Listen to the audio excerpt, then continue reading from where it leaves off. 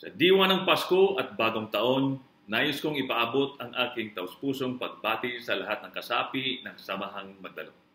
Sa panahon ng pagdiriwang na ito, naway magbigay inspirasyon sa atin ang mga aral ng nakaraan at mapagtibay sa ating paninindigan para sa isang mas maliwanag na bukas. Ang ating samahan ay nagugat sa adhikain ng pagbabago at paglilingkod sa bayan. Sa kabila ng mga hamon at pagsubok na natili tayong matatag at nagkakaisa sa pagsusulong ng katotohanan, katarungan at integridad sa pamahalaan. Ang ating mga sakripisyo at dedikasyon ay nagsilbing liwanag sa landas ng reforma at pag-asa para sa ating mga kababayan. Sa pagpasok ng bagong taon, harapin natin ang mga darating na hamon ng may panibagong sigla at determinasyon.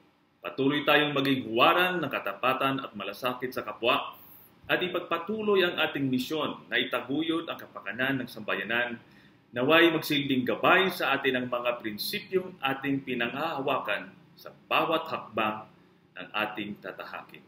Muli, isang maligayang Pasko at manigong bagong taon sa inyong lahat. Mabuhay ang Samahang Magdalo, mabuhay ang Pilipinas.